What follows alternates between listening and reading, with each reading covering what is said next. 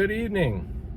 Tonight I'm going to take you for a little drive and let you watch out the windshield while we talk about two of the most common questions asked from people that are either buying for the first time or maybe considering going away from a diesel to a gas, and they're looking at the Ford Super Duty with the 7.3 Godzilla.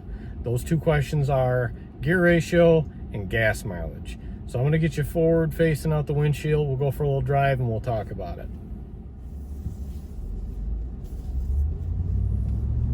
Okay, you're riding in my 22 F350 Super Duty with a 7.3 Godzilla gas big block V8. I can tell you that my previous truck was a 2004 Ram 2500 with a Cummins. This does not drive like a diesel. It doesn't feel anything like the Cummins. It makes power differently. It's not bad, it's just different. A lot of questions on Facebook and on the different forums. Everybody's always asking the same thing. How many people have switched away from a diesel? Do you regret it? But you need to remember one thing. It was a 2004, not a 2022 diesel. There's a huge difference in power between an early 2000s, late 90s diesel compared to the diesels of today. If you need power and you're pulling heavy all the time, or you're full-time RVing, a diesel may be worth it for you. If you're constantly driving through the mountains, a diesel may be the way to go. I'm not doing those things. I have a truck primarily for the purpose of hauling my fifth wheel and using as a truck to pull flatbed trailer, haul things in the bed, lumber, firewood, tools, equipment, what have you. The 7.3 is more than adequate for what I do. My fifth wheel is a 2011 Wildcat 32 QBT. You can look up the specs if you don't believe me, but the dry weight on it is like 9,800 pounds. So it's a 35-foot trailer. It's just under 10,000 empty. We've never weighed it, but I can tell you that we are probably pretty close to maxing out the GVW on that trailer. So we're toting 12,000 pounds behind us. That is nothing for one of these 7.3s to pull around. The Cummins I had pulled it great. This pulls it great too. Gas mileage. Everybody always wants to know, what kind of gas mileage are you getting? Are the diesels better? Yeah, the diesel's better. My 2004 Ram, again, was a low power diesel, and on average, that truck would get 17 on the highway on a good day, 15 on the highway as an average. And pulling, depending on my speed, if I was really being cautious and trying to conserve fuel and being super light on the throttle, I could squeak 9.5 to 10 miles a gallon pulling my fifth wheel, but I was only doing 55, 60 mile an hour to do that. I live in Michigan. Most of our highway speed limits are 70 to 75 in the areas I'm towing, where I'm heading to campgrounds. And if you're on a holiday weekend or something and you're out there trying to do 55, 60, you're just you're an obstruction to traffic. So I roll with the traffic. I do 65, I do 70, I do 75. Yes, my trailer tires are rated for those speeds. I can go all the way up to 80 on those tires. But getting back to it, pulling that trailer with the Dodge anywhere from 7 to 10 miles a gallon.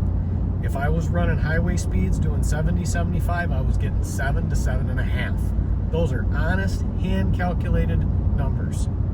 So now let's jump forward to the 22 F350. This truck has a 373 gear. We'll get into gears in a minute. The Dodge also had a 373 gear ratio. The Dodge had a 4-speed transmission. This has a 10-speed transmission. I am getting, again, honest, hand-calculated numbers.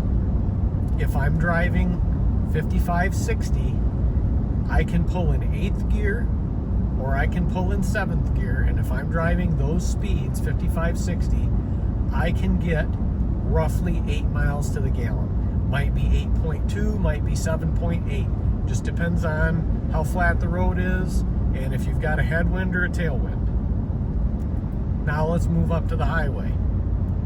I just came home this past weekend from up north at Otsego Lake State Campground on the 4th of July. Flat, no wind. I mean, there was none. No tailwind, no side wind, no headwind. I got on the highway, there was no traffic. I put in 8th gear and I was doing 75 mile an hour. My tach read 2,500 RPMs. I will show you the screenshot of that I took on that trip. I'll show you that one. So this is 75 mile an hour with 8th gear, and I'm running 2,500 RPMs. And you'll see that it says like 6.5 miles a gallon is my average fuel economy.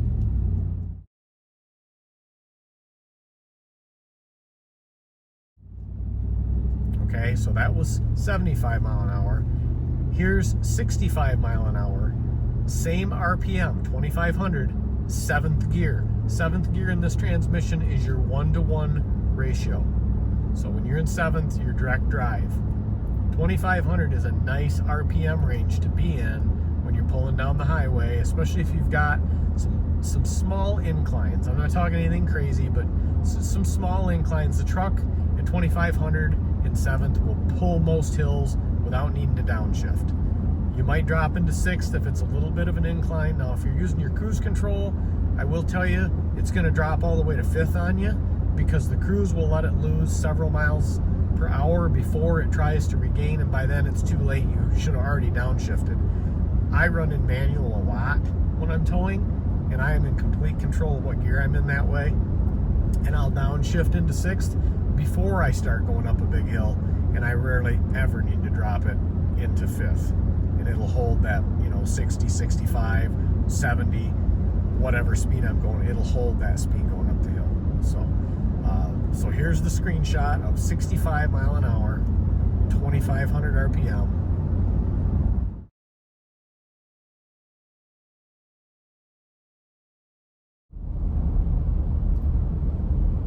Okay, so now we're going to talk about gear ratios. That's the other big question.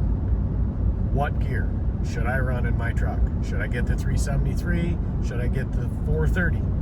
I'll be honest, when I ordered this truck brand new, I ordered a 430 gear. I thought, man, I'm going from a diesel down to a gas. I want everything I can get out of this sucker. So that's what I did. I ordered the 430. Time went on, the truck didn't come in, we were waiting, we got a little antsy. We went out and bought a truck. We bought a 22 F350 long box crew cab. It had the 373 gear in it.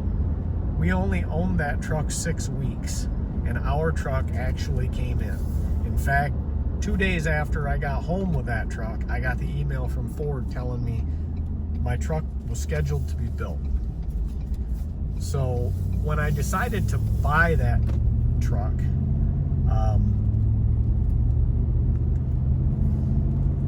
I thought, let's hook it up to the trailer and let's pull with a 373 and let's see what it feels like. And I gotta tell you, I wasn't disappointed at all. So I changed my order before a VIN number was assigned, and I changed to the 373 gears on the truck I had ordered away from the 430s. I thought 90% of the time when I'm driving the truck, I'm running down the expressway unloaded, and the 373, you're not even pushing 2,000 RPM. A lot of time you're in the 16 to 1,800 RPM range. Nice, easy cruising RPM. Truck's not working at all. You're just moseying on down the highway.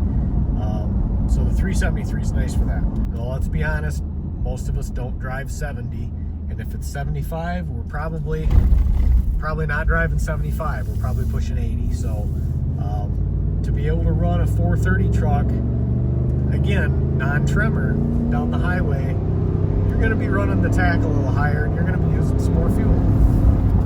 So I decided I'll stick with the 373s. And the biggest thing I hear from guys with 430s is, well, I can pull in 10th gear and you can't. Well, who cares what gear I'm pulling in? The final drive ratio is what matters. And if I'm in 7th gear pulling with my 373 1-to-1 and 2,500 RPMs is adequate to pull the load, perfect. Again, I'm only pulling 12,000 pounds. If somebody's pulling a 16 to 18,000 pound trailer every day, yeah, okay, you might want to go ahead and get the 430 because you're going to be able to get off the line quicker and, you know, have more get up and go. But I just wasn't convinced that I needed them, so I went with the 373 instead of the 430, and I've been more than happy with it. Those are the two, like I said, the two biggest questions I get is, do you regret going to the gas? No, I do not. Gas is cheaper than diesel. My oil changes are cheaper. You know, the diesels of today, with all the emissions and all the problems that come along with them, it just wasn't worth it for what I use the truck for. If you need a diesel and all that extra headache is worth it to you, go buy the diesel by all means. They're awesome. I've driven them. They make a ton of power. I just don't need it for what I'm doing. But again, if you had an older diesel, the 2000 to say 2007 even, in whether it was a Duramax or Power Stroke, I don't remember when the 6.7 came out, but the 7.3 would hands down compete with your 6.0, the old 6.0 Power Stroke. It competes just fine with my old 5.9 Cummins and the low power Duramaxes as far as I'm concerned. You know, it makes power like a gas engine. It's going to run a little higher RPMs to give you the power, but it doesn't run as high of RPM as what the Ford 6.2 Boss does. The 7.3 starts making its torque around 2,000. The 6.2, it seems like you're up around 3,500, 4,000 before it really starts making any power to speak of. So you don't have to rev the 7.3 anywhere near as high. But so there you go. Take it for what it's worth. Just another guy's opinion. Those are real numbers. And by the way, the 6.5 average that you saw in those screenshots, hand calculated, I actually came out to 6.825, not 6.5. So I have recalibrated my miles per gallon calculator in the truck, and it's really close with the trailer and without. So I would rather tell me I'm doing just a little bit worse than what I actually am, than lie to me and make me thinking I'm doing better than I am. But so yeah, like I say, the two biggest questions are gas mileage and gear ratios when it comes to these. And do you regret it? The answer is, no, I don't regret it. Yeah, the 373 is plenty. The way I look at it, I guess you've got a 10-speed transmission. I don't need all 10 speeds to pull my trailer, but it sure is nice to have those extra 2 overdrive gears when you're cruising empty, or maybe pulling a lighter trailer yet, to land you just a little bit better fuel economy. So, that would be the last thing, would be fuel economy. Running empty. This truck running empty, I am getting on average 13. If I'm straight down the highway, unloaded, long trip, 15 is the best I've seen, and that was speeds that varied anywhere from 65 to 75 on that run, and 15 was what we got. So yeah, there you go.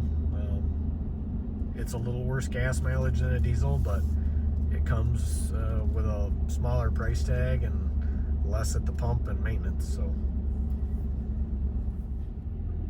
all right, so thanks for coming along and listening to me ramble on. I hope if you were researching this topic, you found that information helpful. I know when I was researching, I was asking the same questions, what gear and what kind of fuel economy I'm going to get. Not that I really care, it's a truck, right? I don't expect to get 30 miles a gallon, but when you start thinking that in my case, the truck I ordered is actually a short box, The long box has a 48-gallon gas tank, and the short box only has a 34.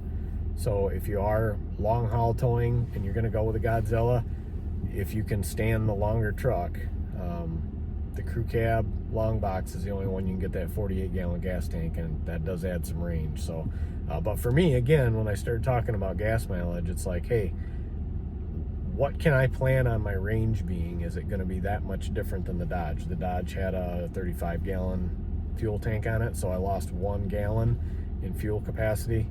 But I did lose a couple miles per gallon towing. You know, on average, I'm about 2 miles a gallon less fuel economy than I had with the diesel. So that affects my range a little bit. I have to stop. I have to plan my fuel stops a little bit better. Google Maps is great for that. You can do the street view, find those RV-friendly gas pumps. With the Dodge, it was easy. I just go to the truck stops and pull up where the big trucks filled up, and it was never a problem. Gas stations are a little tight for travel trailers and fifth wheels. I get that. So it's one of the questions that I was asking too, because I wanted to know what kind of range I was going to get. But yeah, I'm happy with it. I know you see posts all the time that there's people out there that have got them, that love them. You know, there's a couple people I know have gotten them and they miss their diesel and they go back. And to each his own. If you can afford that, go for it. I didn't need it, so I'm happy with the 7th. So anyway, thanks again for coming along and listening to me ramble. I appreciate it. Thanks for watching. Have a good night.